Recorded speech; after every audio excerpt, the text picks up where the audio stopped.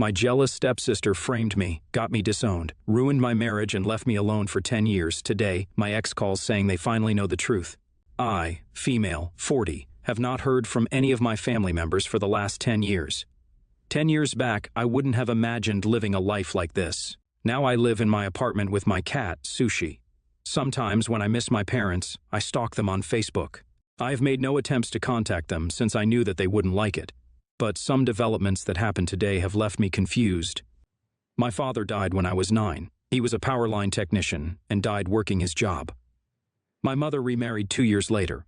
That's how my stepfather and my stepsister, Melissa, female, 42, entered our lives. Melissa was 2 years older than me. Growing up, she was everything I wanted an elder sister to be. She was brilliant in academics and sports. She was very outgoing as well. I grew up just like her. We both had a very healthy school life. The love I had for her was mixed with an element of fear and respect. There were 2 reasons for this. 1, she was my elder sister, and 2, she was someone I looked up to. She was the favorite of my parents as well. I had no complaints about it. Once we reached college, we grew closer. I found the space to talk about personal troubles and confusions with her. It was around the same time she started taking drugs. She tried to get me into it as well. I had my reasons not to try it, so I never did. The main argument my sister used to encourage me to drug use was how she was successful in her life even after doing drugs. I was convinced by her statement because she was performing well like she used to. But after a few months, her life started to show the impacts of unchecked drug use. She started with weed, and by the end of it, she was on heroin. By the time we made some family intervention, she had started to fail college. She was in rehab for 6 months. When she returned home, she was a different person. She spoke very little and rarely ventured outside her room. This hurt me, but I was having the time of my life in college. I had good grades and solid chances of getting a job. After a month or 2 of staying in, my sister slowly started going out. She was finding a new balance in life. Instead of going back to college, she started working. A year later, I graduated college and got a job. I started saving money to move out. One day, I got a call from my stepfather while I was at work. He asked me to come straight home in the evening. I had nothing to panic about, so I didn't overthink it. Upon reaching home, he showed me a few sachets of white powder. From the looks of it, I knew that it was drugs. He told me that he found it in my room under a row of books. My sister going to rehab had traumatized my parents, so they had made it a habit to search our rooms once in a while. I had no idea how it came into my room. I denied his accusations at first, but while arguing with him, the possibility of this belonging to my sister crossed my mind. My parents wouldn't have tolerated the truth, so I took the fall for it.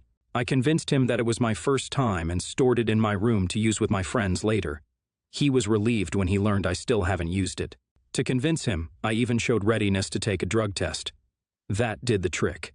I didn't bring it up with my sister because I was too scared to confront her. I don't think our parents talked to her about it either because they fought. A conversation about drugs would trigger past trauma. Anyways, I moved out soon into a different city. I was 25 then and met my ex-husband, Mark, while working there. That's when the first major tragedy hit my life. My mother and stepfather decided to cut all contact with me. They shared it through email. The reason they stated was my presence in the family would deteriorate my sister's mental health. I called Melissa soon to learn that she had no idea what had happened. Melissa sided with me and talked about our parents. She told me that they have her locked up in their house for most of the day. She had no social life and missed going out. She was 27 by then. I felt that this was outrageous. I decided to help her financially by moving out. This brought us closer. There were nights when I cried myself to sleep. I tried to contact my mother multiple times. Even my attempts to visit them at our home failed because of their arrogance. So I stopped trying. I believed that I had my sister and boyfriend. That was enough for me. My sister moved out soon. Her life conditions improved a lot. I was ecstatic when I learned that she had started dating. She had a few flings during the early years of college, but this was her first relationship after so many years. I visited her a couple of times. She was the only family present during my wedding with Mark. Around the time of my marriage, she also moved to our city with her boyfriend. We started to meet and hang out more often. My parents still had a good relationship with her, so I got to know about the happenings in their life from her. I had to be content with that. I couldn't ask her to mediate a conversation between us because our parents didn't know that we were in contact. Even now, Melissa still used drugs, but her use was under control. Her apartment became our favorite hangout spot on the weekend. On most weekends, we partied at her place. It would mostly be the 4 of us, or at times a few of our closest friends would join. One week, I noticed that Mark was growing distant from me. We used to find time for each other to spend together. This brought my mental health down. Mark was the peacemaker in our relationship. I was worried about what had gotten into him. By the end of the week, Mark had packed his luggage and told me about his decision to move out. He gave me no reason and left. I called Melissa for some emotional support. She declined my calls initially, but after a while she called me back and shouted at me for ruining her relationship. I was losing the closest people I had in my life on the same day. I was lost with a lack of information. All I could do was lie on my bed and cry for hours. If there's one thing that I learned from the experience I had with my parents, it was that in life you are always alone. So I decided to make the first move. In 1 month, I filed for divorce from my husband and made a transfer request with my company. I was sent to another city and decided to start afresh. I had trouble trusting people, so I made very few friends. After 3 years, I got a cat. I named her Sushi. She's the only soul I trust in this world. Today I got a call from Mark. I was surprised. I had nothing against him. I have accepted the fact that Mark might have felt exhausted in our relationship. I was happy that he left immediately without dragging it into an unhealthy relationship. We started talking, and at one point he asked me whether it would be triggering to talk about a few things that happened in the past. I was okay with it. Then he narrated the list of incidents that completely changed the way I looked at my life. Melissa was at the center of all this. Mark was approached by Melissa's old boyfriend on Facebook a few days ago. He told him how difficult it was for him to deal with his guilt, the guilt of ruining our marriage. He talked about a side of Melissa that I didn't know existed. She was pure evil.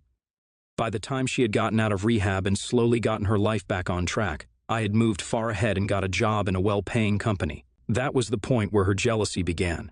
She felt that our parents were just protective of her, and I was their favorite. She was the one who placed a sachet of drugs in my room for my father to find. After what had happened to Melissa, my father has aggressively opposed drug use, but their decision to go no contact with me came much later. Melissa's therapist told my parents that I was the one who first gave weed to her while we were in high school. She told her that my presence triggered Melissa. This made my parents furious, and they decided to go no contact with me for the sake of their daughter. But being the person she was, she used this window in my life to make me dependent on her. That's when she met her boyfriend who dealt with drugs every now and then. They had a very toxic relationship on the inside. Melissa was the one in control of everything. She shared all her strategies with him. Melissa and my husband were the only people who had access to mobile phones. So one night while I was passed out drunk at her house, she took my phone and her boyfriend's phone and created a text conversation between this. Her boyfriend was on board with this. She then deleted the chat from my phone. The day after, she informed my husband that she doubted whether something was happening between me and her boyfriend. That was during the last week of my life with Mark. She faked a breakup in front of Mark and invited him over to go through her boyfriend's phone. He went over there to see the text and was heartbroken. I was shocked to learn about all this. Mark then gave me a heartfelt apology. He asked me if it would be possible to meet me. We both knew that our marriage was special. He wants it back now. I told him that getting back would be impossible as I found more comfort in my solitude now. Then I cut the call. He has called me multiple times now. Am I the a-hole for denying my ex-husband one more chance after 10 years because he apologized for the misunderstanding that led to our divorce? Update 1: 2 days have passed. The amount of anger and contempt I feel towards Melissa is unfathomable. I hate her with all my heart. I still have no idea where she is. If I had some access to her, I would call and shout at her. Update 2. My parents have shamelessly reached out to me after all these years. They told me that they learned about their mistakes a couple of years ago, but were hesitant to approach me. What made me angry was that Melissa was still living with them. They didn't kick her out even after learning about what she did to me. They repeated the same things my ex-husband told me in the name of apology. But their overprotectiveness towards Melissa let her manipulate them easily. I was not ready to forgive them for this. Update 3: I had to make a tough decision. I'm sure that in my life ahead I won't be making any great relationships. I never put any effort into it. The only way to have some people in my life was to return to old relationships. Now was the time because both my parents and ex-husband were ready to embrace me. But I decided that living a lonely life was better than being with people who left me when I needed the most. Sushi is enough for me at this point in life. NTA. Your ex-husband was gullible enough to fall for her. That was his mistake. He got back to you to apologize and you accepted his apology. That should end there. You have no reasons to go back to him. NTA. It would be exhausting to reignite a relationship that ended 10 years ago. From your post, I understand you're living in a different place than your ex-husband.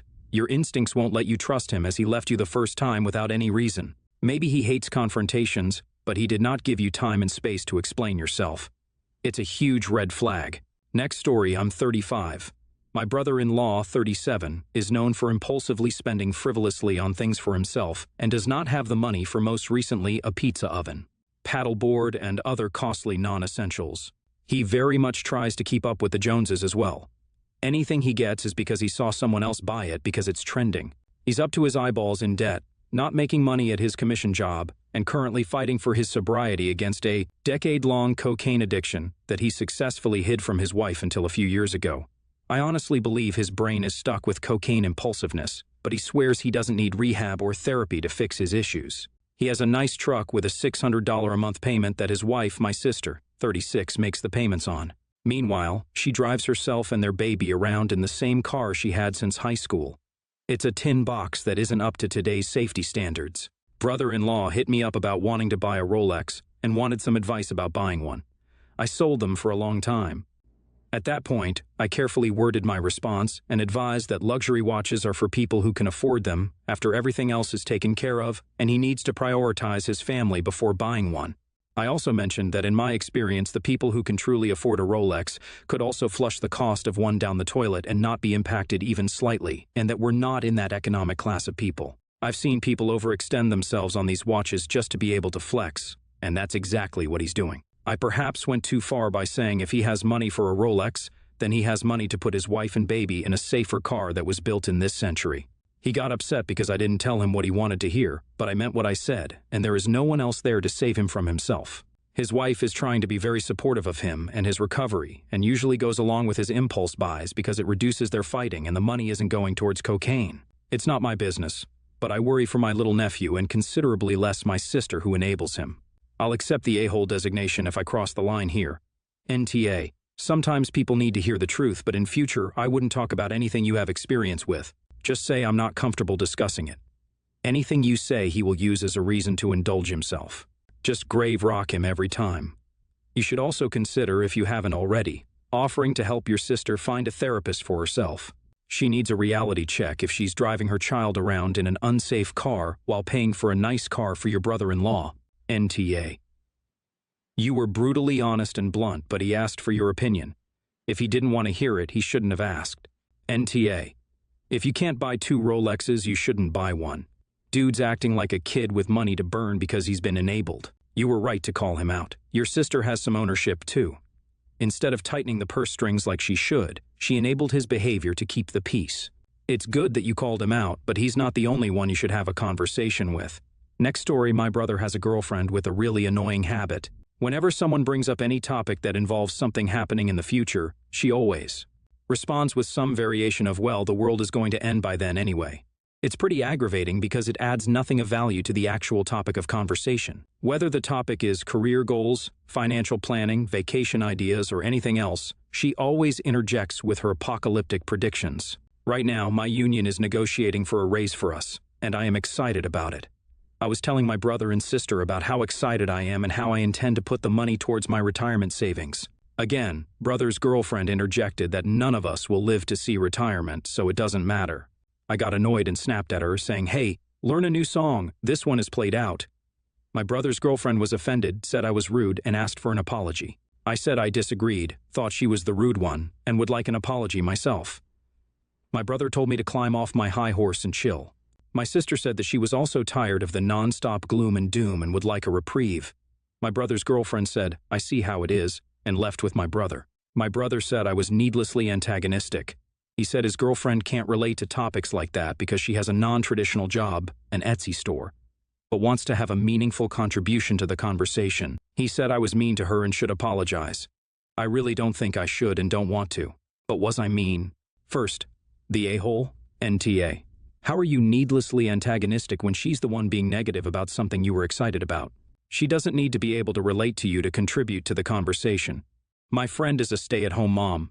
I can't relate to that, but I contribute by asking questions or just commenting that I could never do that and she's amazing. Both are uplifting because I know it's something she loves. She could have just said she was happy for you. No need to contribute negatively when someone is obviously excited. I wouldn't sweat it. She sounds like a drag. NTA. If she feels for some reason the world is going to end down the road, that's her business. But constantly bringing it up is tedious and self-defeating. If she feels like she wants to contribute, she can talk about arts, movies, sports, etc., etc. She does not get to shove her apocalyptic predictions on the rest of you. By the way, tell your brother that when you were talking about saving for retirement and she brings up, it doesn't matter that the world is going to end anyway. She's kind of shutting down the entire conversation because she's really saying what's the point in having this conversation since it won't matter anyway. NTA. You and your sister, your comments were not personal attacks and were clever retorts. Your poor brother seems a bit deluded. Girlfriend must be really attractive in some way. Girlfriend clueless, classic Debbie Downer, maybe raised that way. A joy-sucking vampire, no apologies needed. She left the scene. A happy conclusion. Maybe she will stay away.